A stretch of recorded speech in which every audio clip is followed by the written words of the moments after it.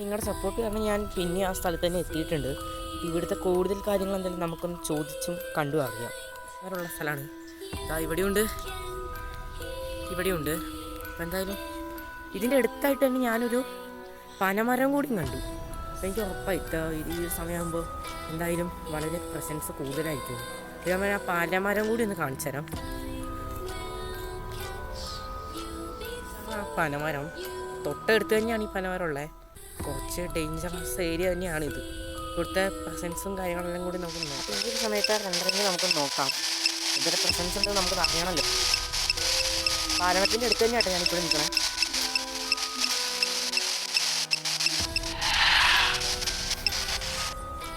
ഈ ഒരു സമയത്ത് റീഡിംഗ് എന്ന് പറഞ്ഞാൽ എനിക്ക് വളരെ ഒരു ക്രൂവലായിട്ടുള്ള പോലെയാണ് എനിക്ക് തോന്നിയത്.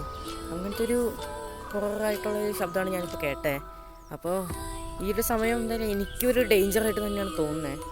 നിങ്ങൾക്ക് ഈ വീഡിയോ എനിക്ക് എത്രത്തോളം എഫക്റ്റ് ആവുന്നുണ്ടെന്ന് അറിയില്ല. ഞാൻ ആ വീട്ടുകാരോട് ചോദിച്ച് പെർമിഷനും കാര്യങ്ങളെല്ലാം അടിച്ചിട്ടുണ്ട്. അപ്പോൾ അവരോട് ചോദിച്ചപ്പോൾ അവർ പറഞ്ഞു അവർക്ക് ഇവിടുത്തെ കാര്യങ്ങളെക്കുറിച്ച് പറയാൻ താല്പര്യമുണ്ട്, പക്ഷേ മുഖം കാണിക്കാൻ താല്പര്യമില്ല. പിന്നെ അവർ പറഞ്ഞ കാര്യങ്ങൾ എന്താണെന്ന് വെച്ചാൽ ഞാൻ പറഞ്ഞുതരാം. അപ്പോൾ അച്ഛന്മാർ ഇവർ പറഞ്ഞിട്ടുള്ള എന്താണെന്ന് വെച്ചാൽ ഇവിടെ ഈ തൊട്ടടുത്തായിട്ട് തന്നെ കുറച്ചെന്ന് പറഞ്ഞാൽ കുറച്ച് ദൂരമായിട്ട് ഒരു 2 അമ്പലമുണ്ട്. അപ്പോൾ 2 അമ്പലം, ആ അമ്പലത്തിലേക്കാണ് ഈ പോക്കുവരവ് കാര്യങ്ങളൊക്കെ പോണേ. അപ്പോൾ അതിനാണ് ആ ഒരു 6 മണിയാണ് അതിൻ്റെ ഒരു ടൈം. നമുക്ക് എത്രത്തോളം സത്യം ഉണ്ടെന്ന് അറിയില്ല. അപ്പോൾ ഞാനെന്തായാലും ഇവിടെ നിൽക്കണ ഒരു 6:30 ആയിപ്പോൾ. അപ്പോൾ പോക്കുവരവ് കാര്യങ്ങളൊക്കെ ഈ ഒരു അമ്പലത്തിൽ നിന്ന് മറ്റൊരു അമ്പലത്തിലേക്ക് എന്തോ പരിപാടിയാണ്. അതിനെക്കുറിച്ച് എനിക്ക് വലിയായിട്ട് അവർ ചോദിച്ചിട്ട് പറഞ്ഞില്ല, പിന്നെ ഞാൻ ചോദിച്ചിട്ടുമില്ല.